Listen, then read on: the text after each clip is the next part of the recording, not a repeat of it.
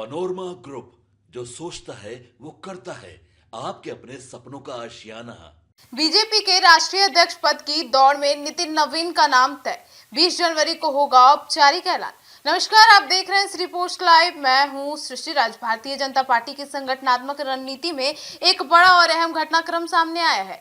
Party के राष्ट्रीय अध्यक्ष पद के चुनाव की प्रक्रिया अब अपने निर्णायक चरण पर पहुंच चुकी है और इस पद के लिए नितिन नवीन के नाम पर लगभग मुहर लग चुकी है। पार्टी सूत्रों के अनुसार नितिन नवीन 19 जनवरी को राष्ट्रीय अध्यक्ष पद के लिए अपना नामांकन दाखिल करेंगे, जबकि 20 जनवरी को उनके नाम की औपचारिक घोषणा की जाने की पूरी तैयारी है। इस खबर के सामने आते ही राजनीतिक गलियारों में हलचल तेज हो गई। चुनाव प्रक्रिया क्यों है अहम? अब बीजेपी में राष्ट्रीय अध्यक्ष का पद केवल संगठनात्मक नहीं बल्कि राजनीतिक रूप से भी बेहद महत्वपूर्ण माना जाता है। पार्टी की रणनीति, आने वाली चुनावों की दिशा, राज्यों में संगठन विस्तार और केंद्र सरकार के साथ तालमेल, इन सभी मामलों में राष्ट्रीय अध्यक्ष की भूमिका निर्णायक होती है। ऐसे में इस समय में अब जब देश 2029 के लोकसभा चुनाव और उससे पहले कई अहम विधानसभा चुनावों की ओर बढ़ रहा है, अब अध्यक्ष पद के लिए ऐसे चेहरे की तलाश की जा रही है जो संगठन और सत्ता दोनों के बीच संतुलन बना सके।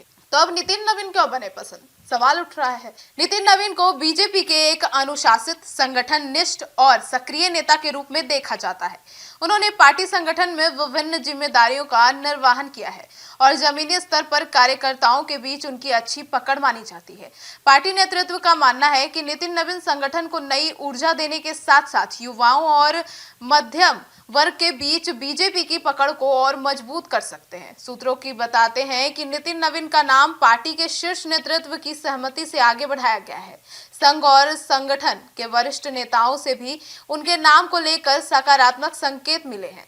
इसके बाद उनके नाम पर लगभग सहमति बन गई। अब नामांकन और घोषणा की प्रक्रिया की बात करें तो पार्टी के तय कार्यक्रम के अनुसार 19 जनवरी को नितिन नवीन अपना नामांकन दाखिल करेंगे। चूंकि उनको मुकाबले किसी अन्य उम्मीदवार के मैदान में उतरने की संभावना बेहद कम मानी जा रही है, इसीलिए चुनाव प्रक्रिया लगभग औपचारिक मानी जा रही है। इसके अगले दिन यानी 20 जनवरी को पार्टी द्वारा उनके नाम की औपचारिक घोषणा की जाएगी। बीजेपी की परंपरा रही है कि संगठनात्मक पदों पर आम सहमति के आधार पर नेतृत्व चुना जाता है। ऐसे में नितिन नवीन का निर्विरोध चुनाव जीतना लगभग तय माना जा रहा है। संगठन और राजनीति की बात करें और इसका असर की बात करें तो नितिन नवीन के राष्ट्रीय अध्यक्ष बनने से पार्टी के संगठनात्मक ढांचे में कुछ नए बदलाव देखने को मिल सकते हैं। माना जा रहा है कि वे संगठन और ज्यादा सक्रिय, अनुशासित और चुनावी मोड में लाने पर जोर देंगे। इसके साथ ही राज्यों में संगठनात्मक नियुक्तियों और रणनीतिक फैसलों में भी उनकी छाप देखने को मिल सकती है।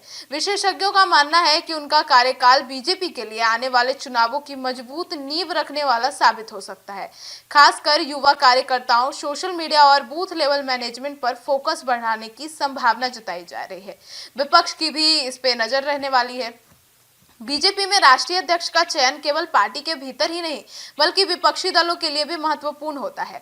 विपक्ष इस बदलाव को बीजेपी की आने वाली चुनावी रणनीति के संकेत के रूप में देख रहा है। ऐसे में नितिन नवीन की पहली प्राथमिकताएं और शुरुआती फैसले राजनीतिक रूप से काफी मायने रखते हैं।